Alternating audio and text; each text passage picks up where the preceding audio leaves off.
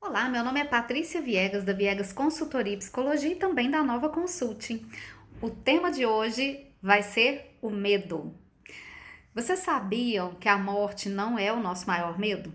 O nosso maior medo é estarmos vivos e enfrentar o risco de estarmos vivos e expressar aquilo que a gente realmente é. Quem disse isso foi Dom Miguel Ruiz. Bom, por essa fala, a gente já começa a entender um pouco que o medo faz parte da vida, né? Na verdade, quando a gente pensa na felicidade, a gente é conscientemente incapaz de definir o que nos faz feliz. E meio que a gente está trancado numa jaula invisível, que é a jaula do medo. Só que para sair dessa jaula, a primeira coisa que a gente tem que fazer é enxergar, porque ele fica no nosso inconsciente. Então a gente não percebe o medo, a gente às vezes nem sabe que o medo está interferindo ou influenciando em nós e a gente não consegue se libertar ou não consegue fazer as coisas da melhor forma possível porque tem uma jaula aí bem invisível nos trancafiando. O que acontece? Conscientemente, a gente pode ser incapaz de detectar o medo. O medo pode estar no nosso inconsciente. Quando ele está no inconsciente, é até bem mais difícil, porque aí ele vai agir, vai ser muitas vezes contrário àquilo que a gente queria, contra os nossos objetivos, e a gente não sabe nem por que estamos fazendo aquilo. Então, se a gente está fazendo o nosso melhor e a gente percebe que não está indo para o lugar onde a gente deseja, para a meta que a gente criou, alguma coisa está errada. Ou seja, pode ter alguma coisa fora da nossa consciência que nos leva em outra direção. O medo, ele vai ser útil apenas quando ele nos impulsiona rumo aos nossos objetivos e faz os alertas. Cuidado com isso, olha aquilo. Então, nesse ponto, o medo, ele é bom. Mas quando existe uma motivação inconsciente brigando com uma intenção consciente, ali tem um medo e esse medo vai interferir nas nossas metas. Então, se alguma coisa amedrontadora acontecer ao nosso redor, o seu cérebro, a primeira coisa que ele vai fazer é identificar essa situação. De 10 a 30 milissegundos, o seu cérebro já consegue perceber que tem o medo. Então, se tiver 10 milissegundos de exposição ao medo, você já começa a conservar esse medo. Depois de 30 milissegundos, o seu cérebro é travado pelo medo. E é nesse momento que a gente vai contra, né? Tudo aquilo que a gente planejou, tudo que a gente pensou. Então, a sua jornada rumo aos seus objetivos, ela pode ser retardada devido a essas constantes frenagens diante de um medo inconsciente. Eles fizeram uma pesquisa e colocaram rostos de pessoas. Então, um sujeito ficou lá olhando um rosto normal e aí foi feito o estímulo de um rosto amedrontado por também fração de milissegundos. Aí eles avaliaram o cérebro da pessoa e eles detectaram que uma região do cérebro que detecta o medo, ela foi ativada. Então, essa região do cérebro normalmente é a amígdala, que é uma partezinha do seu cérebro. Não confunda a amígdala do cérebro com a amígdala da garganta, tá? É uma partezinha do seu cérebro que se chama amígdala e ali processam as emoções e ali vai processar o medo. Então, eles perceberam que foi ativado. E aí, quando perguntou às pessoas, né, o que vocês viram, elas só recordam que viram um rosto tranquilo. Elas não recordam que viram um rosto amedrontado. Esse é o medo inconsciente. Esse é o medo que a gente vai detectando das pessoas que estão à nossa volta, de uma situação que a gente vai sentindo que é de perigo, tá? Então, o seu cérebro, ele vai precisar de um tempo para poder sair dessa situação. Para reassumir, né, esse comando, você vai ter que entender o seu medo inconsciente e instruir seu cérebro a não diminuir a marcha, ou seja, vá, né, não pare. Muitas vezes, para a gente detectar o nosso medo inconsciente, vai ser necessário o processo terapêutico. Em alguns casos não, mas em alguns casos são muito importantes. A gente pode ignorar muitas coisas que nos provocam medo. Mas isso não significa que não houve efeito no nosso organismo. Elas, de qualquer forma, vai produzir um impulso que vai fluir através do nosso cérebro. Então, fingir que não vejo, ignorar, não quero contato, a notícia está muito ruim, não quero ver, é muito tranquilo, mas isso não resolve o problema. Se o seu cérebro interpreta alguma coisa como arriscada, é meio que se ele ligasse um interruptor, então ele fica em sistema de alerta. E isso pode ter diversas causas, inclusive pode acontecer de ser até coisa boa, né? Então, se eu tenho uma crença negativa, por exemplo, em relação a dinheiro, e o meu cérebro percebeu que eu vou ganhar dinheiro, ele liga um interruptor e aí começa com toda a autossabotagem para poder não ganhar o dinheiro, porque o cérebro interpretou que aquilo ali é uma coisa arriscada, aquilo ali não é legal, aquilo ali não é bom. E a gente sabe até pela constelação familiar que existem casos até na família que podem levar a esse tipo de interpretação. E isso diz respeito tanto a dinheiro, que eu dei o exemplo aqui, mas pode ser de relacionamento, né? Então, é o que nos leva a um relacionamento tóxico. Então, o seu cérebro consciente, ele vai achar que você não tem motivo nenhum para sentir medo, que você não tem motivo nenhum para ficar cansado. Mas o seu cérebro inconsciente, ele absorve todo esse estresse. E você é que não sabe, porque está no seu inconsciente, tá? E isso absorve muita energia. Então é como se você desligasse o carro e deixasse o farol ligado, esquecesse o farol aceso. A bateria vai acabar. Então é isso que vai ocasionando o estresse. E aí acaba que a gente deixa de desempenhar as tarefas protetoras. E aí acaba assumindo riscos desnecessários.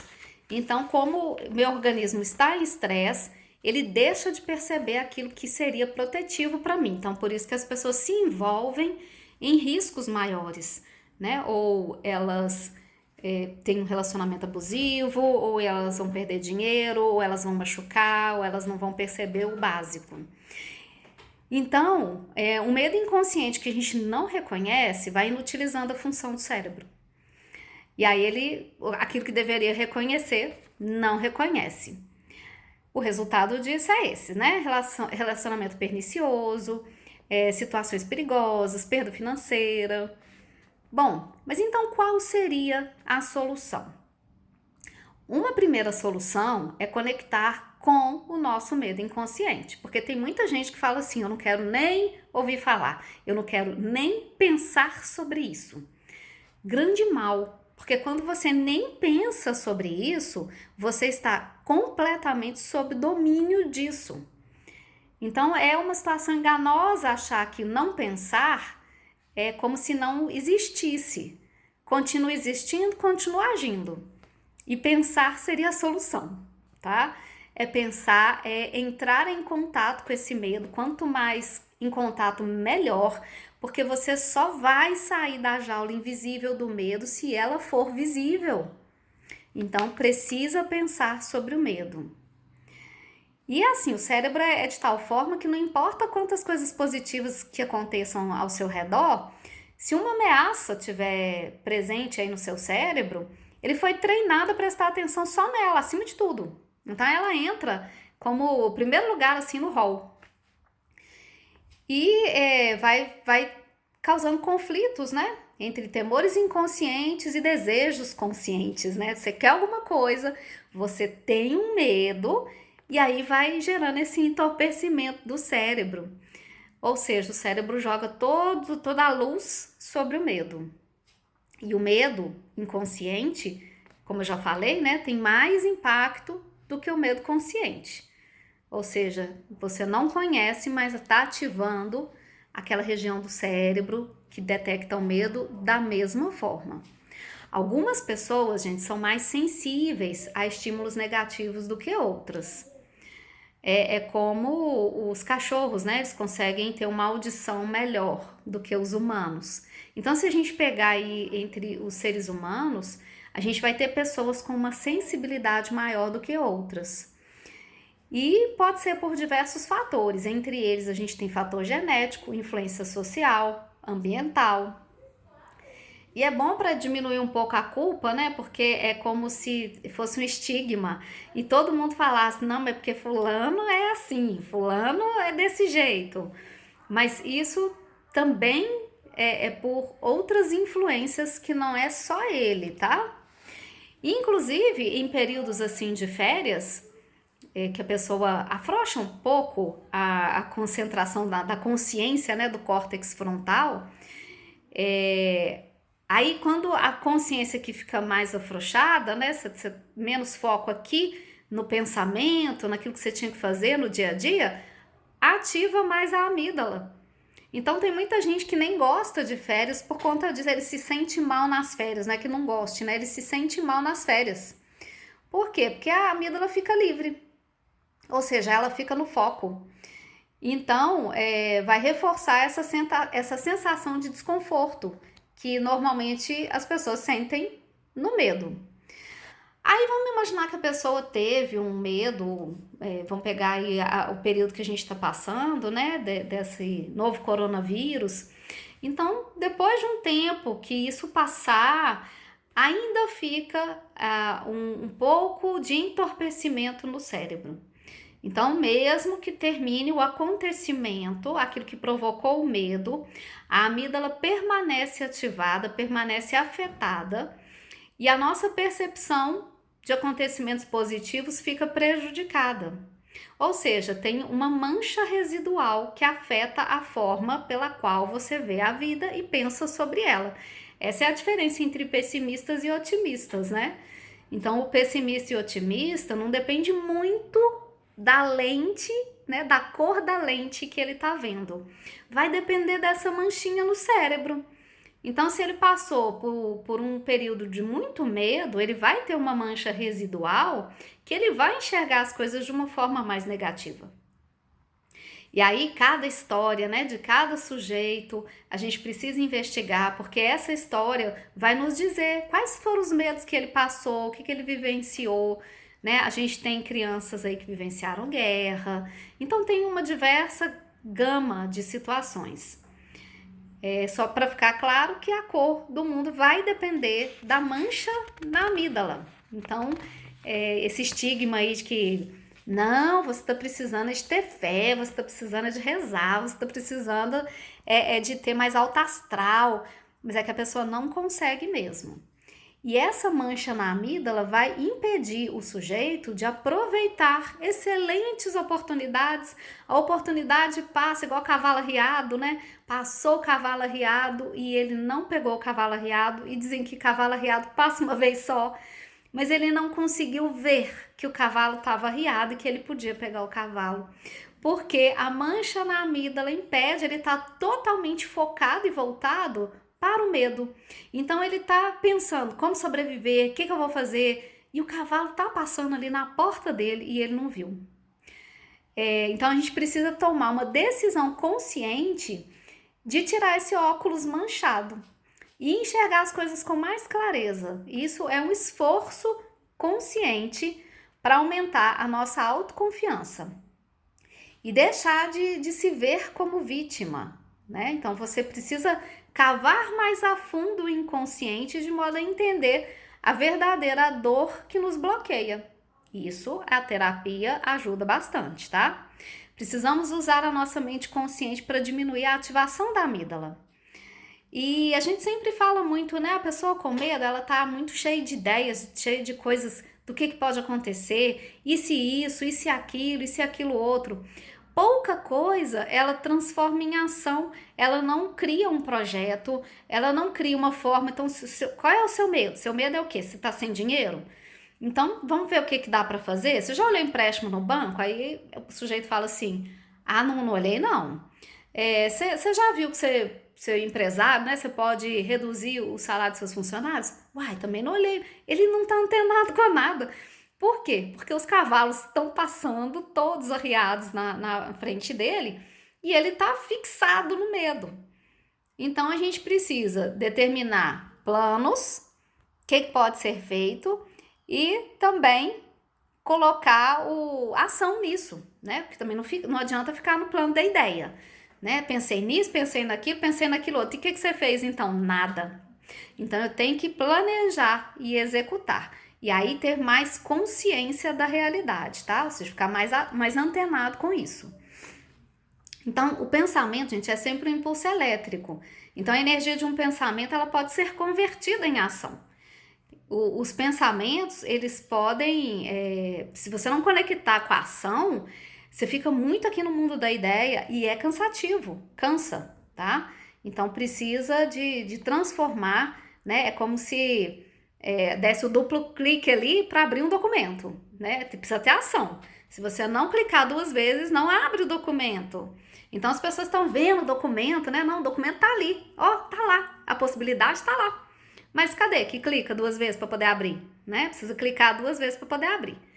Então, histórias de medo, né, de situações que nos deram medo, são abundantes no nosso cérebro e no cérebro humano em geral. A gente precisa desconfiar um pouco disso, né? Se a gente quiser ter coragem para agir de fato, a gente precisa realmente reconhecer o que é difícil, qual é a dificuldade e movimentar, ou seja, seguir a vida com essa dificuldade, porque existe uma diferença entre impossível e difícil. Se você classifica as coisas na maior parte das vezes como impossível, você não vai nem tentar. E muitas das coisas que você classifica como impossível, elas são difíceis, mas não são impossíveis. Ora, ganhar na loteria é impossível? Não, mas é difícil, tá? Mas eu preciso superar, então, essa dificuldade. Então, o que eu posso fazer? Como que eu vou fazer? E outra, a autoimagem do sujeito também contribui muito para o nível de ansiedade e afeta o modo como você processa o medo. Então, quando você tem uma boa autoestima, uma boa autoimagem, acredita em você, isso te faz ter fé. E fé não tem nada a ver com religião, né? Fé é aquilo que eu tenho uma crença de que alguma coisa boa pode vir a acontecer, porque eu tenho capacidade de fazer coisas boas também. Existe uma frase, uma vez que eu vi num curso, muito bonita, né? Porque ele fala assim, é uma criança que escreveu, né? E aí ele disse assim, eu sou muito bom, porque foi Deus quem me fez. E Deus não faz coisa ruim. Então é bem bonito isso, de a gente começar a criar novas conexões, novas associações, para que o cérebro comece a pensar diferente. Isso pode vir através de meditação, através dessa construção de um caminho, que é a fé, através das possibilidades. Pode ser até entendendo que pode ser difícil, mas não é impossível. Testar as nossas crenças limitantes.